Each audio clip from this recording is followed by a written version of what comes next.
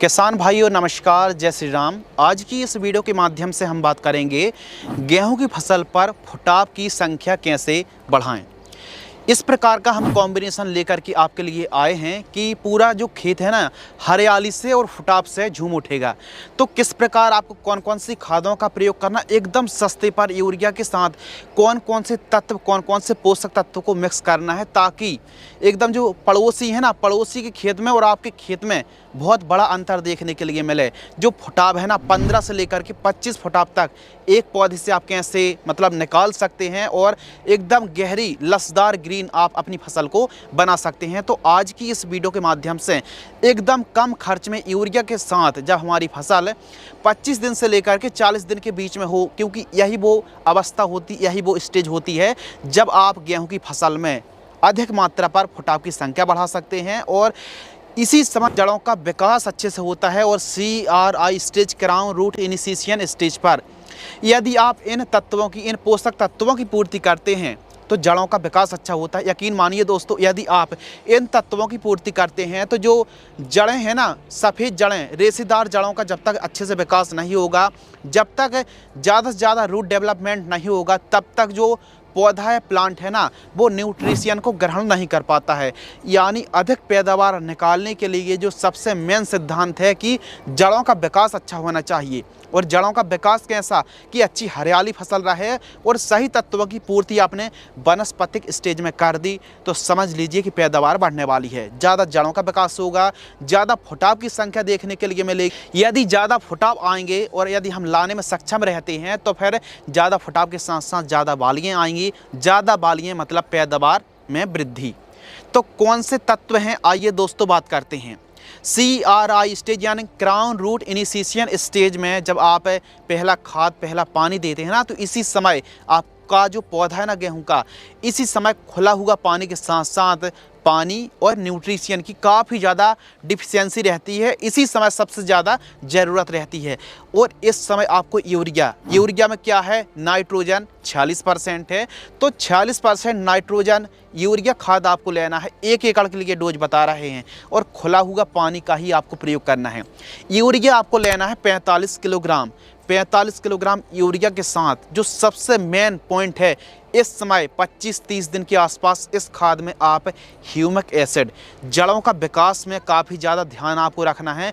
जड़ों का विकास में सबसे ज़्यादा जो हेल्प करता है वो है ह्यूमिक एसिड। अब ह्यूमिक एसिड मार्केट में कई प्रकार का अलग अलग कंपनियों का आता है। किसी भी बेस्ट जो भरोसेमंद कंपनी आपको देखने के लिए मिले तो 98% वाला ही ह्यूमिक एसिड लेना है।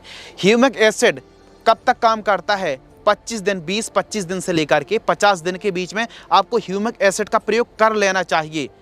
और एक चीज़ और याद रखना है कि ह्यूमिक एसिड है ना, यूरिया के साथ ही मिलाकर के प्रयोग करें।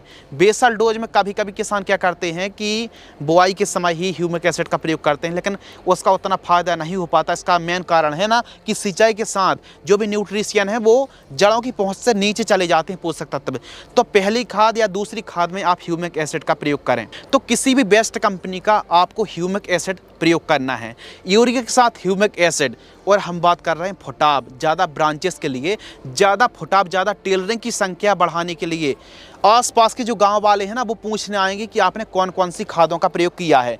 तो याद रखिए, ध्यान आपको रखना है कि आपको जिंक सल्फेट का भी इस्तेमाल करना है। जिंक गेहूं की फसल पर टेलरिंग की संख्या बढ़ाने के लिए, फुटाव की संख्या को बढ़ाने के लिए जिंक बहुत अच्छा काम करती है। मार्केट में जिंक अलग अलग प्रकार की आती है, खासकर 21% और 33% मार्केट में बहुत ज़्यादा यानी फेमस है।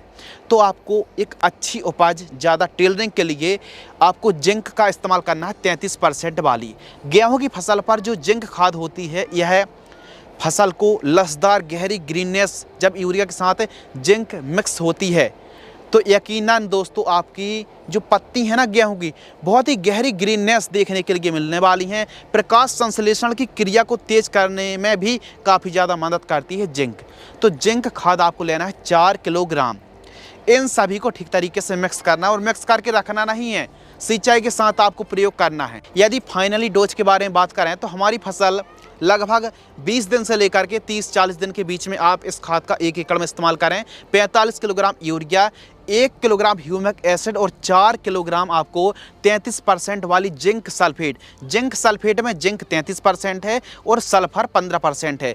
जिंक, सल्फर, यूरिया और ह्यूमिक एसिड, इन सभी को मिक्स करके, यानी सल्फर भी आपको जिंक में मिल जाती है, तो इन सभी को मिक्स करिए और जो रिजल्ट है ना दोस्तों, जैसे ही 3 दिन बाद, जैसे आपने सिंचाई करी, सिंचाई के साथ सॉइल एप्लीकेशन से प्रयोग करना है, खुला हुआ पानी का प्रयोग करना है, और 3 से 4 दिन बाद आप देखेंगे ना, तो जो जड़ें हैं, पौधे को उखाड़ के देखेंगे ना, तो जो ऊपरी वाली जो जड़ें हैं ना, सफ़ेद सफ़ेद जड़ें हमको देखने के लिए मिलेंगी।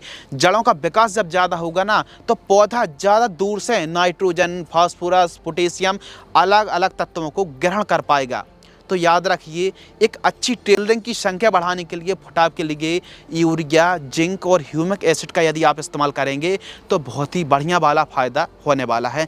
कम खर्च में ज़्यादा पैदावार बढ़ाने के लिए यह जो कॉम्बिनेशन है ना, सस्ते में बहुत ही पावरफुल आपको रिजल्ट दिखाने वाला है। तो इस प्रकार और भी जानकारी के लिए कि गेहूं की फसल पर खरपतवार को कंट्रोल करने के लिए, या फिर कब कितनी मात्रा पर सिंचाई करनी है, दूसरी खाद पर कौन सी फर्टिगेशन शेड्यूल चलाना है, तो हमारी यह A to Z वीडियो भी आप वॉच कर सकते हैं। यदि आपको यह वीडियो पसंद आती है तो वीडियो को लाइक करें, चैनल को सब्सक्राइब करें। धन्यवाद।